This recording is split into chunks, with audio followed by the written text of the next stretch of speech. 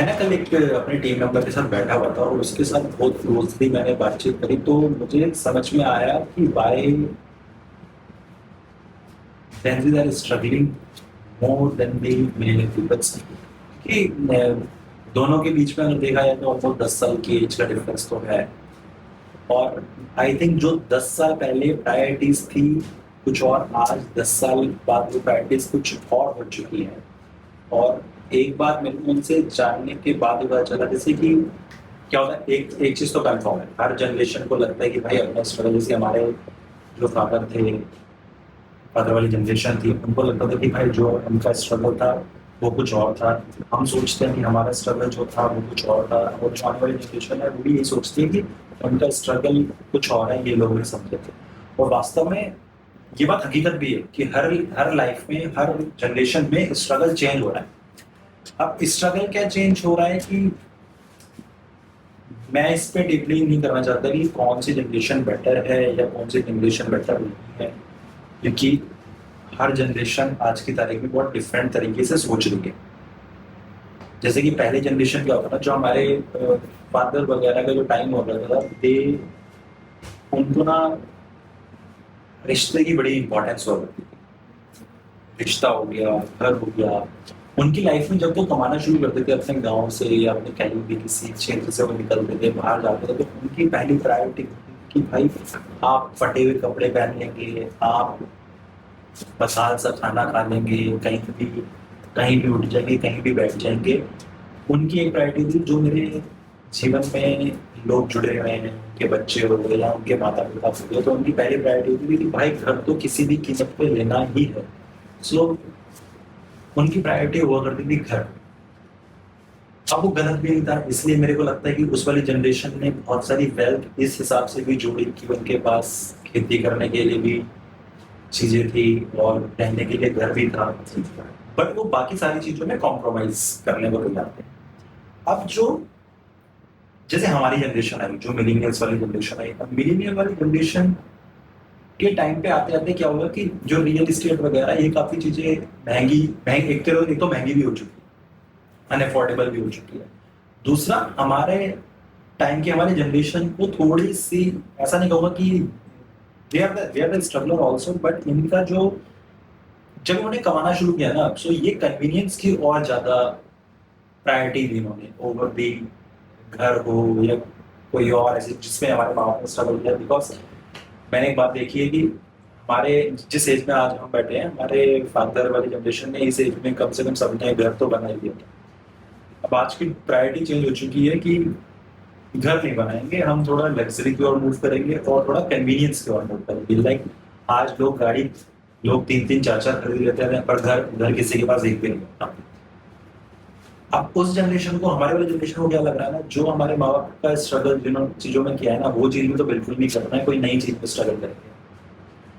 अब जैसे मैं आपको बताता हूँ कि हमारे जनरेशन ने क्या किया, इन्होंने हमेशा कमी भी देखी है, क्योंकि ये पढ़े लिखे तो उसी जनरेशन में, जहाँ पे मतलब ब्लैक एंड व्हाइट टीवी से लेके एकदम कलर टीवी आ चुका था, और कलर टीवी भी मतलब फ्लैट एलईडी आ चुकी है, बेजल लैस, ये सारी चीजें। तो इन्होंने भी मतलब जनरेशन काफी चेंज होती हुई देखी है। अब मैं बताता हूँ इनका स्ट्रगल कहाँ होता है, आप बहुत सारे लोग इसमें रिलेट कर सकेंगे। आज की तारीख में बहुत सारे लोग गाड़ी चला रहे हैं, बट इनके माइंड में अगर इनको बोल दो ना भाई तुम्हें स्टारबक्स की या थर्ड वेव की ऐसी कोई कॉफी पीनी है, भाई साहब इनकी हिम्मत नहीं हो सकती है ये कॉफी। ऐसा नहीं है कि ये अफोर्ड नहीं कर सकते, ये अफोर्ड कर सकते हैं, बट ये कॉफी नहीं खरीदेंगे। अगर ये कॉफी ऐसी कोई भी लाइक लग्जरी बाइंग कर लेते हैं, इंस्टेड ऑफ कि ये गाड़ी खरीद सकते हैं, पर ये एक कॉफी नहीं खरीद सकते, क्योंकि कॉफी इनको एक गिल्ट में डाल देती है कि इतनी महंगी कॉफी क्यों मैं इतनी महंगी कॉफी पीता हूँ।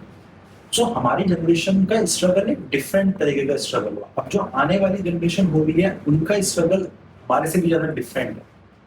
लाइक जो उनके क्राइसिस हैं, एक चीज में they are better, they know how to what to wear. एक तो उनको बेहतर कपड़े पहनने आते हैं, दूसरे उनको करियर की एक चीज की क्लैरिटी होती है कि भाई ये करना है। हमारे टाइम में करियर की क्लैरिटी नहीं हुआ करती थी। हमारे टाइम में करियर की क्लैरिटी टाइम के साथ बनती थी कि यार आज ये करेंगे, आज वो करेंगे, और करते करते आप कुछ और ही बन जाते। जैसे मोस्ट ऑफ द टाइम बहुत सारे लोगों ने इंजीनियरिंग करी, पर मैं कहता हूँ कि आज की तारीख में इंजीनियरिंग वाला काम कौन कर रहा है? कोई भी नहीं कर रहा। सब कुछ डिफरेंट काम कर रहा है। एक जनरेशन का स्ट्रगल क्या है? इन जनरेशन को दो चीज की तो क्लैरिटी है कि भाई कपड़े क्या पहनने हैं और दूसरा मेरे को क्या करना है। अब इनको जो नहीं पता, इनको फाइनेंस मैनेज की सबसे ज्यादा दिक्कत है। बिकॉज इनको क्या लगता है ना कि we are struggling in a different ways, जो हमारे माँ बाप ने नहीं किया है, जो हमसे बड़ी पीढ़ी आगे चली गई है, उन्होंने वो स्ट्रगल नहीं कर दिया था, रियल स्ट्रगल। ये पैसे को या अपनी टाइम को कुछ ऐसी जगह खर्च करने जा रही है जहाँ पे जिस चीज का मल्टीप्लाई हो, जिसको कहते हैं ना कंपाउंडिंग इफेक्ट बनना, कंपाउंडिंग इफेक्ट की ओर ये बंदे काम नहीं करते। और मैं ये नहीं कहूंगा कि इनको क्लैरिटी नहीं है, इनको लगता है कि कंपाउंड इफेक्ट के ऊपर काम करना ही क्यों है। और हो सकता है मैं गलत भी हूँ, आप वो कमेंट सेक्शन में जाके बता भी सकते हैं कि यार ये मेरे को ऐसा, ये मेरा पर्सनल है एज अ बिजनेस करते हुए। सो मैं वो बता दें कि आप टीम बिल्ड करते हो ना, आप बहुत डिफरेंट डिफरेंट लोगों से मिलोगे। कुछ के स्ट्रगल्स ऐसे हैं कि यार जो हमारी एज वाले जो बंदे छोड़ के गए हैं मेरे को, उनका स्ट्रगल कर यार घर में ये दिक्कत है, उनको संभालना है, उनके पेरेंट्स बूढ़े हो चुके हैं तो वापस चले गए। कुछ लोग नहीं जाना चाहते थे। और जो जितने भी सेंसी अब आ रहे हैं, उनका उनका क्या मानना है कि यार ये वाला प्रोजेक्ट ना मेरे को सही नहीं लग रहा, इसलिए मैं आपके यहाँ पे काम नहीं कर सकता। ऐसा मैंने अभी एक कैंडिडेट हायर कर रहा था डिजाइनिंग के लिए, तो मेरी बढ़िया बात चल रही थी यार, मतलब बहुत धांसू कैंडिडेट था और सारी चीजें आती थी। शी इज इन लाइक वो देहरादून में है, शी इज फ्रॉम बिहार। मतलब वहां से आने के बाद भी she is on cherry on top वाली बात थी, उसको काफी सारी चीजें आती थी। एंड उसने मेरे को एक हफ्ते चेस भी किया, एंड एक हफ्ते बाद मतलब ये था कि आज बात करते हैं, डिजाइन बनाते हैं, and she loved the opportunity. But उसका एक दिन क्या मैसेज आता है कि sir there is a lot of priorities. कि अब मैं बताता हूँ प्रायोरिटीज क्या है। प्रायोरिटीज उसका पैसा कमाना प्रायोरिटी नहीं थी कि भाई मेरे को लाइफ सेट करनी है। उसकी प्रायोरिटी ये थी कि उसको मल्टीपल काम करने थे। मल्टीपल काम इन द सेंस की उसकी कोई कॉलेज की कम्युनिटी है जिसको वो लीड करती है, तो उसको लगता है कि भाई वो मेरे को लीड करनी है। उसके लिए तो फिर मेरा एक इंस्टाग्राम पेज है जिसके ऊपर मैं अपने लाइक जो गेट रेडी विद मी की वीडियो होती है, मेरे को वो डालनी है, तो उसको तो मैं दोनों चीज़ों को मैं कॉम्प्रोमाइज कर ही नहीं सकती। दूसरा मेरे को लोकेशन की प्रॉब्लम है, बिकॉज मैं पॉल्यूशन की वजह से वहाँ पे नहीं रहना चाहती। आई लाइक देहरादून, यहाँ पे खुली हवा है, शाम को जाके वीकेंड चिल बिल। अब सेम चीज ऐसे बंदे मेरे पास पहले भी आए थे, और आफ्टर 2 इयर्स जब वो सब जगह थक हार गए, तो अब उनको लग रहा है कि यार अब तो एज भी बढ़ गई है और कहीं कोई काम नहीं मिल रहा है ना, और दे यार कि बस कोई भी तरीका से काम दे। तो ये challenge as a team building करते हुए मैंने फेस किया है।